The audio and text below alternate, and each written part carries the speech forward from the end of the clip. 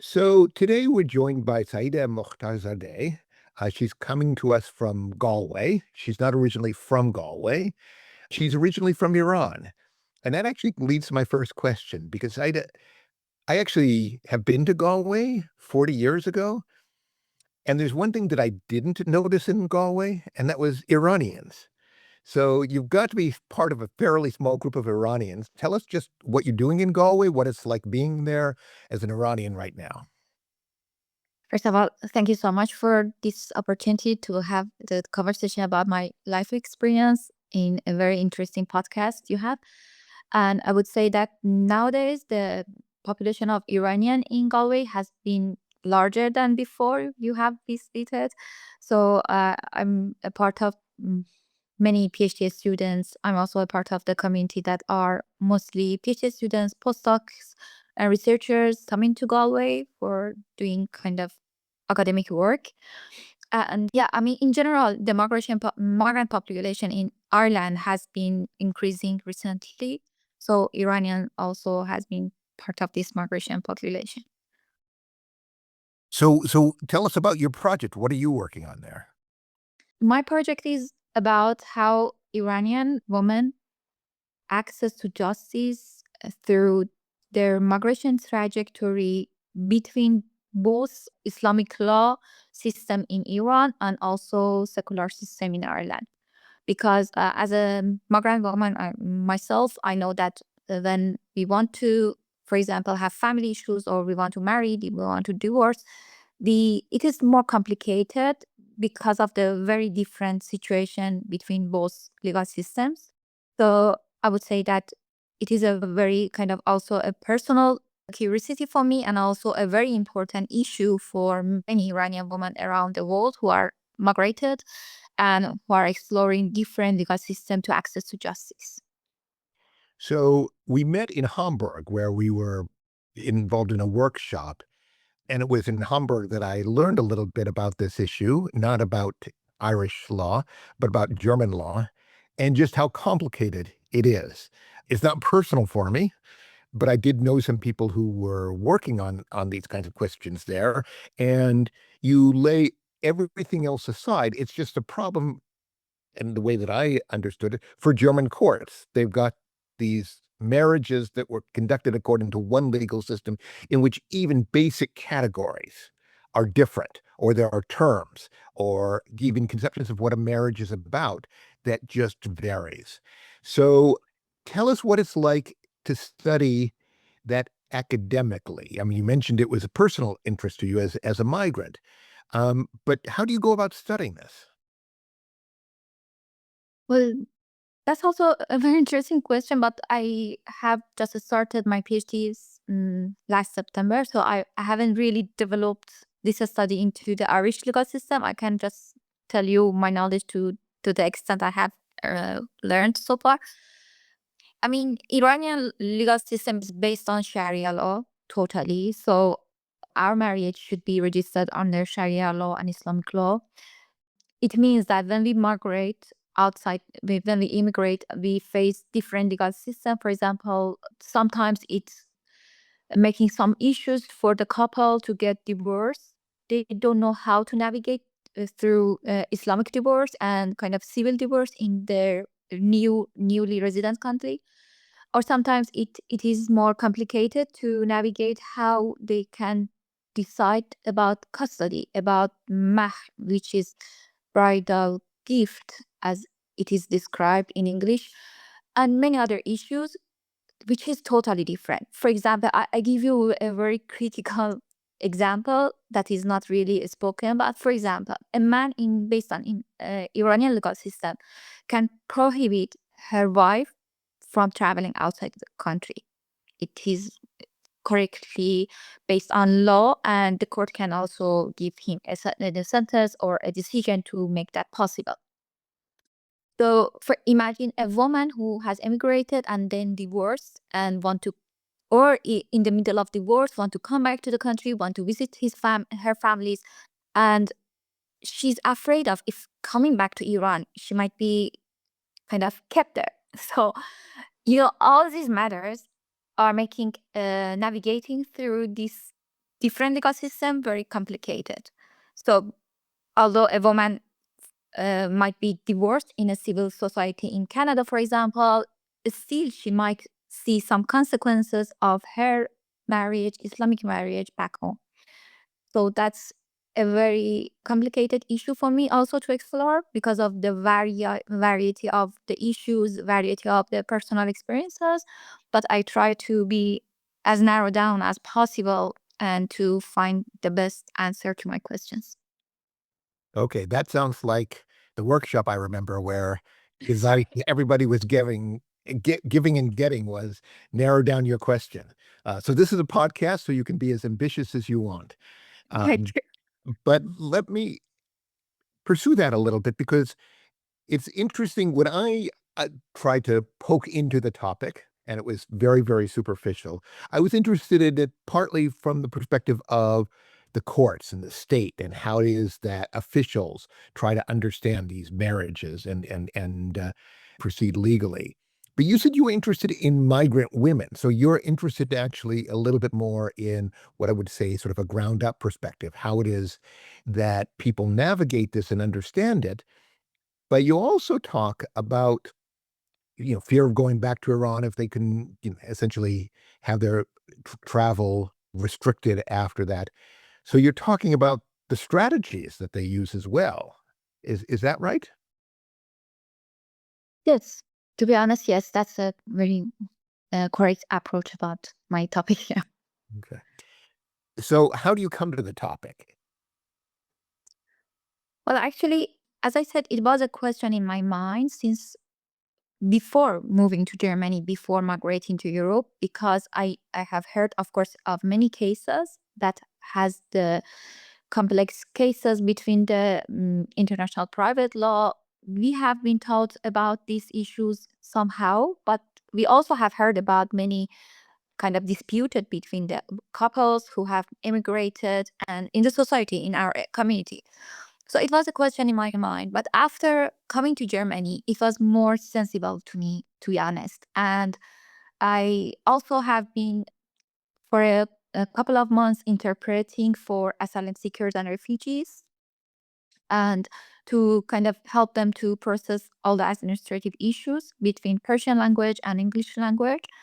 There, I have translated for a few women who have been a victim of domestic violence, for example, and their main concern was not just get rid of the situation, but to keep their residential permit in the current in the country they have been settled. So it was a very important trigger for me that even though in a very dangerous situation, even though they have been a victim and they knew they have been learning about the supports available to them, their main concerns were not receiving those supports, but to keep their residential permit and not being deported to Iran, for example, not being in a fragile or uncertain migration position. So it was very important for me that migration situation has really influenced the decision if they are going to follow to sue their, for example, partner or husband, if they are going to just report it to police or not. It was really important for me to really see from the very close kind of side that how it affects their life. So that's interesting. Again, I'm only explored issues like this superficially, but one thing that did impress me, especially when I looked into questions involving family law, is that if you look at this from the perspective of the court, you see a legal dispute. If you look at it from the perspective of the litigants, there's a broad context that is not just about family law. It might be about criminal law. It might be about, I saw this in Egypt sometimes as part of financial obligations. Somebody might write a check to the other, and so it might come up with even commercial transactions. A lot had to do with how police would react, and then family would get in, and so on. So what looked like a simple legal dispute socially can be very, very complicated. And you seem to be telling us something similar. And then you've got the level of migration laid on top of this. So tell us a little bit about the women are in these positions because you're talking about them sort of as if they're in very, very difficult and exposed positions, but you're also talking about them being active and trying to navigate and saying, this is what's important to me more than that. So talk to us a little bit more about the women in these positions. It's very interesting. Actually, these women have been, although they have been in a difficult situation, but they had a really strong agency. And although they have been a victim of domestic violence, but at the same time, they have been totally conscious about the situation, how they can navigate and explore the options. So, and sometimes they had even sympathy. It was really interesting for me. They had even sympathy with their partner or ex husband who had this kind of issues with them. For example, they wanted them to be kind of followed by police or government or anything, but they didn't want their partner or husband to be deported to Iran. They wanted to make sure that there is some level of protection for even for the committed husband, for example. So still they had this agency to think about what kind of support they want to receive or what kind of solution they want to have for their issue. But above all, I what I have seen is that all of these women have immigrated Iran for the best, for the better life, for the freedom, for having the best economy, facilities, and many things others. So they didn't want to lose that, first of all. And they also, some of them had these concerns that their family back in Iran kind of don't get disappointed about their situation. So they have been trying to settle this issue all by their own. And it was totally emotionally so heavy for them. Not knowing the language in the country, not knowing not many people, having not many people to go to them, like friends or family members, to in a very disastrous situation. But still, they have been so, I would say, intelligent, resilient, and yeah, they try to do their best to find the best solution for them and for them, their children, also for sometimes, not all the time, but sometimes for their ex-husband or ex-partner. So tell us a little bit about your journey because we started in Galway. Your life began in Iran, and you mentioned being in Germany for a little bit. So narrate us through this. How do you get from place to place? You go from Iran to Germany to Ireland, or Well, actually, I moved to Germany with my husband for his job opportunity, and it was like back in 2019. So we came here together and I explored education opportunities for myself. And we are settled there. And I kind of ended up, after my second master in Germany, I ended up pursuing my PhD in Ireland, Galway. And yeah, so I'm kind of traveling back and forth between Ireland and Germany. And this is a nice experience to have this opportunity. Also, it is not that easy as it might seem for me personally, but it is very good. I'm really grateful for having this opportunity to learn from different academic communities and people.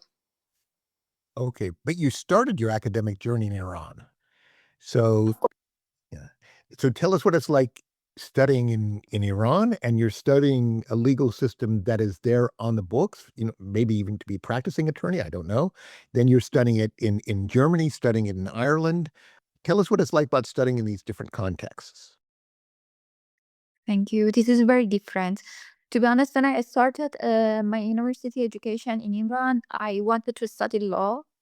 And there we had options having a study in law and Islamic jurisprudence. So my priority was to study in my hometown, Tehran. So I chose to study law and jurisprudence, Islamic jurisprudence.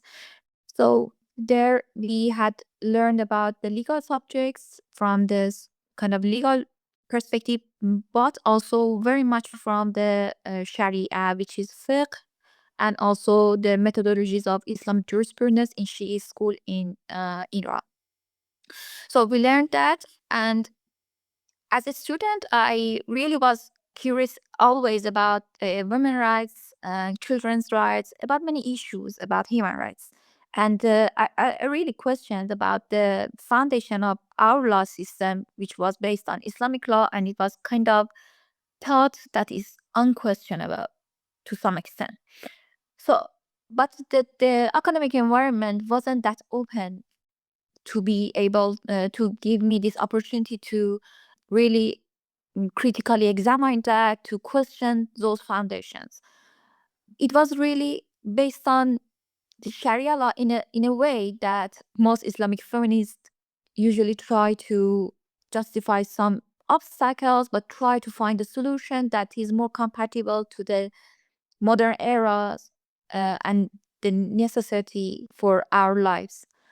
But after moving to Germany, I wanted always to study in human rights, so I chose to have a second master's in human rights. And there, it was like entering a completely new academic world for me. I found myself in classes and open discussions about different topics of human rights, freedom of religion and beliefs, gender equality, many other issues that I found myself not be able to that much be critically examining the issues as my fellow cohorts could do, because I've understood that in our education system we are not taught to live to think critically about many issues. We are just taught to learn, to memorize, and just practice them what we have learned. And also, I never wanted to be a lawyer in Iran, practicing lawyer, because of the many problems in our judicial system I've observed. Of course, corruption, unfortunately. So I mostly was interested in academic research and human rights research as well. And then, as I said, the questions about the new understanding of human rights opened some m- more critical questions for me. How that Muslim people in European legal system navigate their rights, and also the clashes between the Islamic values sometimes and the secular values. It was all very new, interesting, and very critical for me. So I really wanted to explore that also in my PhD research. Okay. You used the phrase Islamic feminists. Yes. Does that describe you? Not, no, no, not to be honest. So tell us why. Well, I would say that this is my only personal experience and my personal understanding of Islamic feminism. I mean, I have been inspired by this when I was so young in my education. And of course, I was so hopeful about the result of Islamic feminism in Iran. But based on my understanding and my experience in Iran, that many women, many scholars, many parliamentary representatives try to navigate Islamic feminism in order to find a solution, find new solutions or interpretations of Quran and Hadith to access to or provide more equal opportunities, equal status for women in both in society and family. But I would say that their achievements have not been so much transformative in order to change game changing for all the Iranian women lives. So I would say that I my understanding was that although this perspective is sometimes helpful to have a new understanding of Islamic sources and Sharia law sometimes, because I also believe that it has been always and mainly interpreted by patriarchal system, but mainly men scholars and ulama. But also I understood that as long as we are living in a current era, and we have human rights standards, exploring gradually those changes doesn't really help the people in the situation who are living in like country in major Muslim country like Iran or Afghanistan or many other countries who has this dominant understanding of Islamic values. Maybe in some Islamic countries, it is not the same situation, but in Iran, it wasn't really helpful, in my opinion. So that the human rights vocabulary and conceptions give you the tools that you would need in order to improve women's positions in a patriarchal society? Is that what you're saying? Yes, I think that that is more suitable to just follow these arguments and follow these questions because, I mean, I understand that understanding Islam from a different perspective might be helpful in terms of a better spiritual experience, but not for a kind of civil order or public order shaping. But I would say that having a better understanding of human rights standards and trying to cover many issues and many problems with those standards, although they are not perfect, they are also evolving, but it is more sensible and accessible, in my opinion. Okay. So we're talking very, very intellectually, but there's something I noticed in what you said, and then something I saw on your LinkedIn page. You talked about volunteering to do some translation and helping women in Galway, Ireland. And I noticed that you did something similar with Afghan refugees in Iran. So there's something consistent here. You seem to want to help people who are in exposed or difficult positions. That seems to be a motivating force for you. Am I right? Totally, yes. It has been always a inner motivation for me to help people and to pursue social justice or to help vulnerable people. So back home, we have a huge population of Afghan migrants and refugees. Many of these families, especially women and children, are in not really perfect situations. So they need support through education, through kind of social integration facilities and support. So I have done many volunteering kind of activities there, and that brought me to the one of my main special research interests, which is migration and refugee rights. And also, I always want to pursue these kind of activities, voluntary activities, in parallel to my main tasks. So that's why, even though after migrating, I have tried to, for example, teach Afghan women basic English for their daily activities. And for any other opportunities, I will definitely say yes, because I think my main goal of doing this research is having an impact on people's lives. So why not, sooner than having that kind of ideal impact, final impact, I can contribute little by little to the daily lives of people who need that. So we're talking about, you talk about helping people with real life and daily problems, but we're also talking at a time at which there are global problems involving your country and my country, big global problems. You said something real interesting to me in Hamburg. You said that when you read coverage of the war in American media, you felt they were really talking about the United States, even if they were talking about Iran. Do I have that right? And if so, tell us what you mean by that.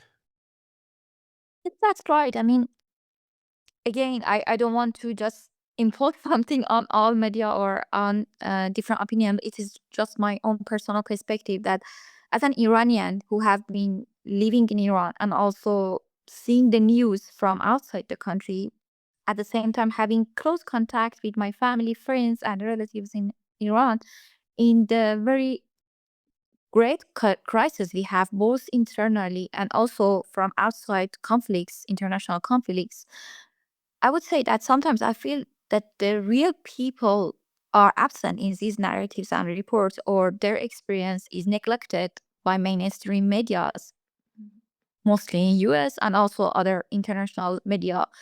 I understand that different media have different political agenda or political internal political interests. That is so understandable for me, but I don't think that it should really cover the main issue and the reality of millions of people who are experiencing their difficult situation, both from their own government and also from the impacts of war.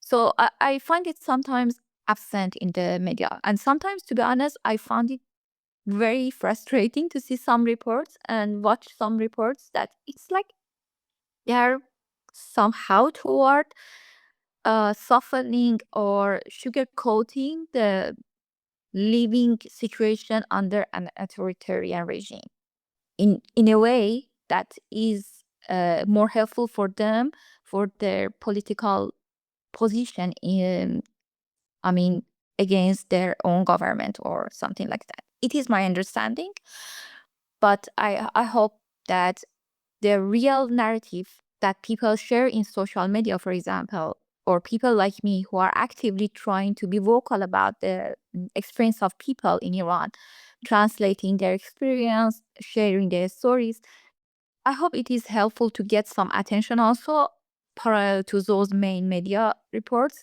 because I believe at the end of the day, we need to hear the people. We need to hear what's their purpose of protesting, what's their demanding of sacrificing even with their lives and their freedom, and why they are ready to sacrifice that much and to burden that much cost for gaining their goal. And I understand it is so complex from outside to understand that. It is complex. I have to confess sometimes when I read about the war, I do think in terms of our own domestic politics. And, we have a president right now whose personality just dominates everything. And if you love him or hate him, that's sometimes not simply the beginning, but the end of political debates. But so tell us what you think it is that we're missing. You talked a little bit about people's sacrifice and the way they're experiencing the war and the way they're experiencing authoritarianism.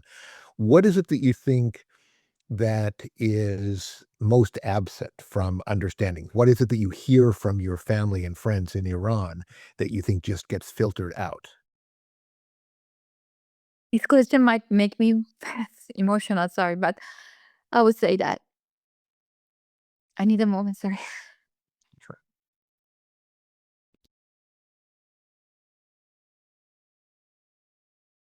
Actually, it is very much difficult for me to put that into a very proper wording. I mean, in English especially, I'm com- totally comfortable to explain that in Persian, which is my mother tongue. But in English, it is so difficult for me to share that, to convey the message that is in my heart. That as I said clearly, I'm a human rights advocate. I'm a human rights kind of claimer in all situations. So for me, any person who is suffers, any person who is under pressure by any issue or any groups or governments is equal and should be protected and supported. But sometimes I see a kind of hierarchy in those reporting for some groups or some regions.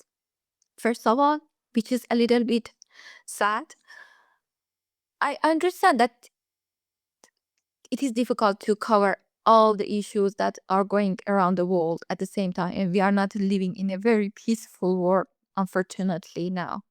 But also, I would say that Iranian situation has been very much complex and has been not really identified properly during the past decades, because we Iranian try to explore all the ways to be a little bit more free, a little bit more kind of having a dignified life, and a little bit more um, in a more proper way to be able to access the outside world. We have been kept from many interactions with outside world. We have been living under a very closed government, closed media, and I would say that we have had, if you are familiar with Iranian current history, we have had many national protests, which has been so costly for us.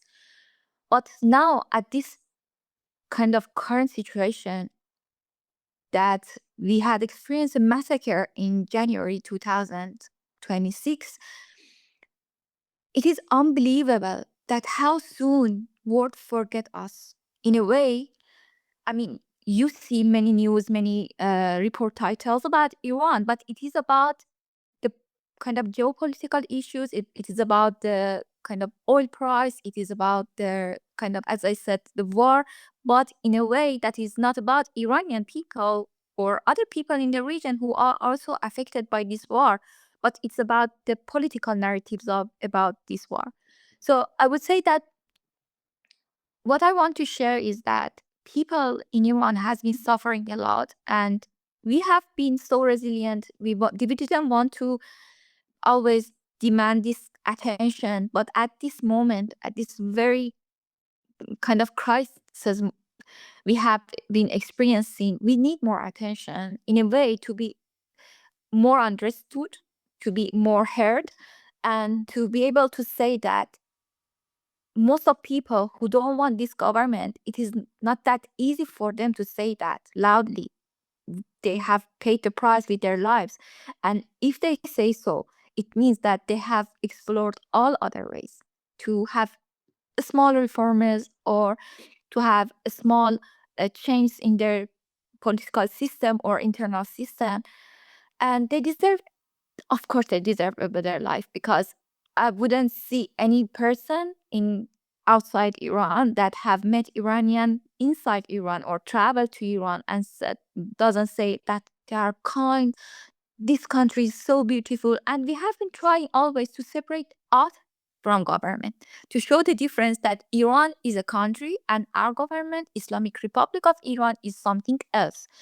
But of course, it has been so difficult to separate these two kind of phenomenon. But nowadays, I would say that this distinction has been so clear after the movement of women life freedom, in my opinion, but it was collapsed. This new imagination was collapsed very sadly after the war. And all the narrative changed all of a sudden. Many groups in the progressive parties, in the human rights advocator groups, just turned around the people inside Iran and were kind of pro government. And it was really hurtful to watch, to observe. And we have tried to kind of clarify the situation, but we have been not that much strong, I would say, honestly. Thank you. I have no follow-up question there. You spoke very powerfully. But I want to end with an intellectual and personal question at the same time. And that is, you're beginning your research project. I know doctoral dissertations take a long time, and that the last thing you think of as they start is what happens afterwards. But what happens for you afterwards? What do you think about this? You finish up in Galway. Do you go to Germany? Do you go back to Iran? Do you stay there? Do you practice an academic setting? You clearly got a very an element within you that has to do something to help people. Um, Help us understand what you think you'd like to be doing, say, 5 or 10 years from now. It's a very interesting question because, as I said, my main goal is to have an impact before getting to the end of my life. So, my main priority would be the opportunity that I can go back to Iran safely and work there, even though I don't might have much opportunity in academic in Iran, but I would continue to work as a researcher and to work in the society in any other possible way. But unfortunately, that way is much vague for me now because of the current situation, and we will see if in, for example, in a few years the situation changed. Definitely my first priority is going back to my home country and contribute what I have learned, what I have experienced to changing the situation, because I know even after the changing the political situation and the government, we need a lot of work. We need to do a lot of work to kind of get forward, to go forward. And most of the issues should be changed is in our education system, I believe. So I would like to be a part of this change and transformative era. But if that doesn't happen soon, I would try to explore other opportunities to continue researching, because I believe that it is the best way that I can share my personal experience, my all what I have learned from my work and voluntary experiences through my life in different contexts and cities in different countries, and just to find this as I can find the solution for other questions that I might face or have in my mind already. Okay. One of the reasons I do this podcast, actually the main reason, is we talked about some very hard things. The level of violence in Iran at the beginning of this year was something that just shocked me. The current war, I just do not understand how anything good will come out of the violence that's being inflicted.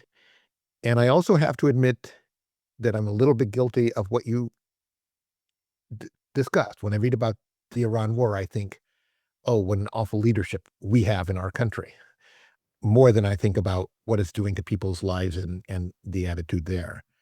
But as much violence and bad leadership as there is in the world right now, um, I talk to people like you who are, it seems to increase rather than decrease their commitment. And so I'm optimistic long term. I really am. I think we're just in the middle of a bad period that will come to an end, and there will be a role for people like you. So, Thank you. and I like to bring their voices forward. So that's why I do this.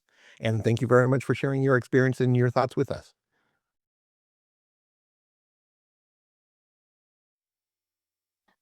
If that's the case, you mentioned that you feel somehow guilty about the current situation because of your government. I would say that please do not, because if that's the case, I would also should share the Yeah. same guilty Yeah. feelingness because of our government reaction and role in the all the conflicts in the region. And we clearly know that the people has less influence that we think in the current situation. And we believe also that, to be honest, I'm saying that very loud and clear. We believe that even a more peaceful Middle East we will see after the Islamic Republic. So we hope for. I mean, I understand. I so in agreement with you saying that there wouldn't be no good from violence, from war, but we also hope that in any way it ends in a good way, that it is bringing more peace for all people in the region, and of course for my people in Iran. Thank you. I appreciate this opportunity and I thank you for your nice comment. Thank you.